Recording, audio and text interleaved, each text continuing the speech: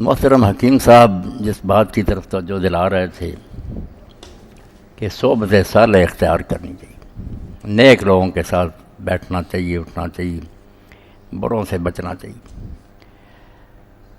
اللہ نے سمت میں جتنے بھی اعلیٰ درجے کے انسان پیدا کیے ان کی کتابیں پڑھنے سے پتہ چلتا کہ جو شخص واقعی یہ چاہتا، اللہ نے اس کو یہ ہدایت دے دی کہ میں اپنے آپ کو ایک اچھا انسان بنانا چاہتا، اپنی اصلاح کا طالب ہوں، تو تین چیزیں اس سلسلے میں نہ اس کی مددگار ہو سکتی ہیں۔ یہ نسخہ میں آپ سارے اپنے ذہن میں رکھیں اور ان اجزاء کی تلاش کریں کہ واقعی اگر کوئی اس درپے ہے کہ میں ٹھیک ہو جاؤں، اچھی عادتیں مجھ میں آ جائیں، برائیوں سے بچ جاؤں، تو اس کے لیے ایک تو عزم کی ضرورت ہے، پختہ ارادہ۔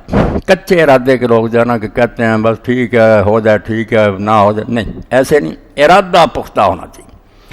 اسی لیے آپ دیکھتے ہیں کہ یہ اہل تصوف جو ہے انہوں نے اس کے لیے جو طالب ہوتا ہے کہ میں اپنی اصلاح کروں، اس کے لیے مرید کا لفظ تجویز کیا۔ مرید عربی زبان میں ارادہ کرنے والے کو کہتے ہیں، جس نے ویل پاور مضبوط کر لی کہ اب جو چاہے ہو جائے میں یہی کر کے چھوڑوں گا۔ یہ پہلی بات ہے کہ دین و دنیا کا جو بھی کام کرنا چاہتا ہے اس کے لیے ارادے کی پختگی تو ہونی چاہیے۔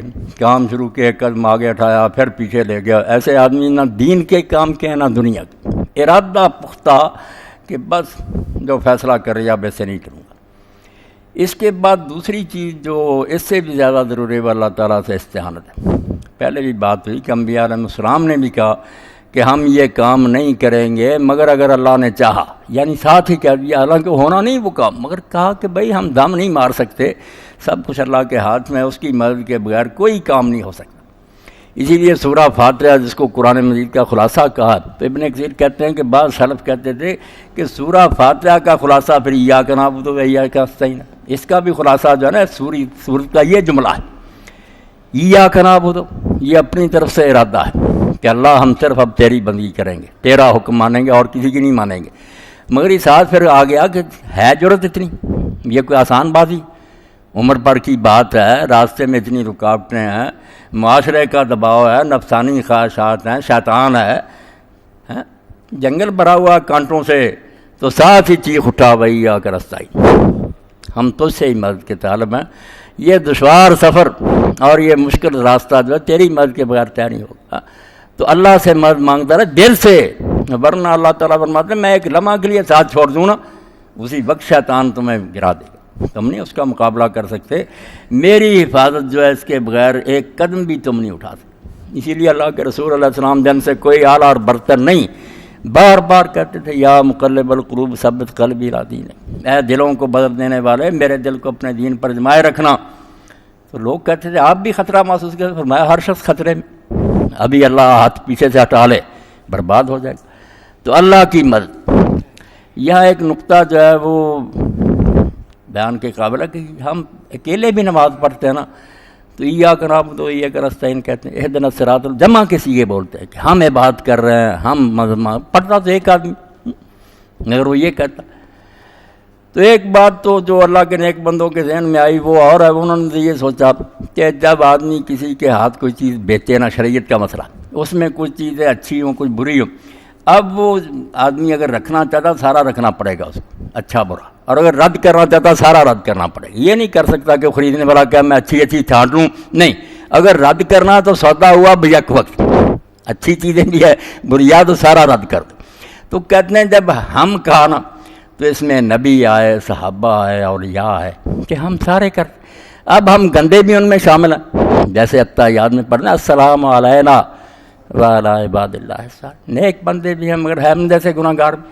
اب وہ قانون شرعی جو اللہ نے خود مقرر کے یا تو پوری بے فسق کرے کہ نیکوں کی بھی ساتھ ہی نیکیاں گئی میں نہیں قبول کروں، یا پھر ساتھ ہی ہم گناہ گاروں کا بھی جو گندا مندہ ہے اس کو بھی قبول کریں۔ اور ایک بات جو شیخ ابن عربی رحمۃ اللہ علیہ نے فرمائی کہ اصل میں جب آدمی تنہا نماز پڑھتا ہے نا، سوچنے کی بات دل میں بٹھایا کریں یہ نقطے کہ اس وقت وہ تنہا ہوتا ہے بے شک پرسن کے لحاظ سے، مگر وہ تنہا نہیں پڑھتا، امام اس کا ہوتا قلب، جو پڑھ رہا نا امام جماعت کرا وہ دل ہے، دل اللہ کی طرف متوجہ ہوتا ہے، ورنہ نماز کوئی نماز نہیں، حضور قلب امام وہ ہے، اور باقی اعضاء جو ہے نا سر سے پاؤں تک اس کا رواں وہ سارے اس کی اطاعت میں لگے ہوئے. ایسے جب کہتا ہے یا کرنا ہمیں بات کرتے ہیں، میرے کان تیری بات کر رہے ہیں، میں نہیں سنوں گا سوائے اس کے جو تو پسند کر. میری آنکھیں یعنی سر سے پاؤں تک وہ پیچھے کھڑے ہیں دل کے کہ ہمارا دل جو امام ہو تیری طرف متوجہ، ہم سارے اس کے مقتدی. اور یہی وہ کہتے کہ آپ سوچو اگر یہ حال نہیں کہ تم ادھر دیکھ رہے ادھر دیکھ رہے ساری تو جھوٹ بول رہے، کہاں ہے تمہارے آزاد اللہ کی بات کر رہے. اور اگر واقعی ایسی نماز نصیب ہو جائے تو پھر یہی ہے کہ دل کہتا میں اکیلا نہیں پڑھ رہا، ہم سب پڑھ رہے ہیں، سر سے پاؤں تک میرا نا روح پڑھ رہا وہی آ کر رستعین. اور یہ اتنی بڑی بات جو نا کہ دماغ سے لے کر پاؤں تک کوئی حصہ بھی خلاف ورزی ہے، اس میں مدد تیری درکار. اور تیسری بات وہی ہے جو حکیم صاحب نے فرمائی، واقعی صحبت صالح جو ہے نا، ایک کمزور مسافر بھی طاقتور مسافروں کے ساتھ چل سکتا ہے، وہ لے چلتے ہیں حاصلہ دیتی ہوئی، ورنہ بڑے بڑے بہادر بھی دل چھوڑ کر بیٹھ جاتے ہیں. قافلہ ہو، ساتھی ہوں، اچھے ہوں تو آدمی بددل بھی ہونا چاہے، کبھی وہ تھک ہار بھی جائے تو وہ اس کو کوئی نہ کوئی سہارا دے کر ہمت افزائی کر کے ساتھ لے جاتے ہیں. اسی کو سادی کہتے ہیں نا، صحبت صالح ترا صالح کرا، نیکوں کے ساتھ بیٹھے گا تو تجھے نیک بنا دے گی وہ صحبت. صحبت طالح ترا طالح کرا، بروں کے پاس ایک ولی بھی بیٹھنا شروع کر دے گا بے دین ہو جائے گا. کسی دن دیکھیں گے لوگ شراب پینے لگا، زنا کرنے لگا، نیکی چھوٹ گئی. تو یہ صحبت بہت بڑی بات ہے، یہ پختہ ارادہ، اللہ سے مدد اور اچھے ساتھی تلاش کرنا، یہ اس کے لیے بڑے مددگار ہیں. جب موقع ملے اچھے لوگوں کے پاس جائے. اور اگر کوئی اچھے ساتھی نہ نصیب ہوں تو یہ بھی اللہ کا انعام ہے کہ قلم اس نے ایجاد کر دیا، قلم سے نیک لوگ حالات لکھ گئے، وہ ایسی چیزیں لکھ گئے کہ اگر آج کوئی مرشد اور عالم نہ بھی ملے، آدمی وہ اچھی کتابیں ان کو اپنا بنا لے، ہمدم اور ہم مونس تنہائی میں پڑھے. آپ یقین جانیں جیسے عالم سب بیٹھا سمجھا رہا ہے، اس طرح کی کتابیں جیسے سادی کا شاید حوالات دے رہے تھے حکیم صاحب، ایسے موتی وہ پروگ ہے کہ آدمی ایسے ہی محسوس کر رہا کہ کوئی مرشد سامنے بیٹھا ہے، ہدایتیں دے رہا.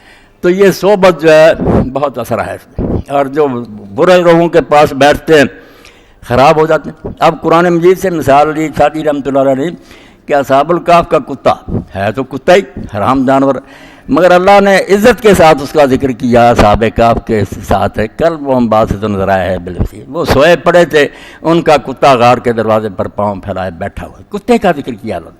تو کہتے ہیں دیکھا سگے اصحاب کہف روز چاند پے نیکاں گرفت مرد بشد، تو نے دیکھا کہ کتے نے چند دن نیک لوگوں کے پاؤں پکڑے، ان کے پیچھے چلا، وہ کیسا معزز ہو گیا. قرآن نے اس کا تذکرہ کیا.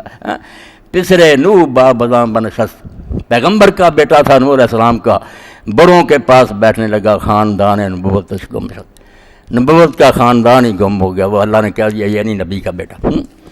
تو اس لیے صحبت جو ہے واقعی بہت بڑی بات ہے کہ آدمی برے ساتھیوں سے بچے.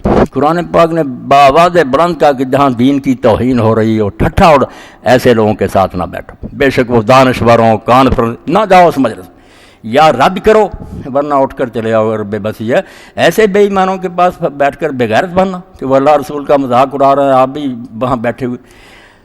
آپ سن لیں کہ انشاءاللہ یہ 15 تاریخ جو آ رہی ہے اب بدھ کے دن، تو 1:15 بجے یہ الہی اسپتال میں انشاءاللہ نا درس قرآن مجید ہوگا. وحدت امت پر آپ حضرات بھی کوشش کریں وہاں پہنچ جائیں، اللہ توفیق دے. 1:15 بجے نا یہ پروگرام شروع ہوگا. اور یہ کیا سوال ہے، ذاتی اولاد نہ ہونے کی بنا پر کسی کے عزیز کا بیٹا پالا جائے، وہ لڑکا جائیداد کا حصے دار نہیں بن سکتا. وضاحت فرما دے. شکریہ حافظ زبیر صاحب. بالکل ٹھیک ہے، یہ جو متبنہ بنانے کی رسم ہے نا، اللہ تعالیٰ نے بہت زور دے کر اس کو ختم کیا تھا سورہ احزاب میں، مگر پھر وہی چل پڑی. اور چلو بیٹا پالنا تو کوئی بات نہیں، کوئی مسکین ہے مدد کرے، مگر اس کو بیٹا بنا لیتے ہیں، سچ میں نام لکھ دیتے ہیں کاغذوں میں، پھر وہ وراثت کا جھگڑا پڑ جاتا. ہمارے سامنے ہی معاملہ مولانا اسحاق صاحب چیمہ رحمۃ اللہ علیہ، ان کا بچہ تھا، اس کو کاغذوں میں بھی اپنا بیٹا لکھ دیا، حالانکہ بیٹا نہیں تھا، بھتیجا تھا. اب بعد میں بھائی محمد علی نے کہا میں حقدار ہوں، میرا بھائی فوت ہوا، باپ بیٹے کی لڑائی عدالتوں تک، خون و خرابے تک. تو یہ سارا فساد ہوتا کہ جو اصل میں وارث ہوتے ہیں محروم ہو جاتے ہیں. ایک خواہ مخواہ کا آدمی آ کے وارث بن جاتا، پھر رشتہ جو ہے اس پر بھی اثر پڑتا.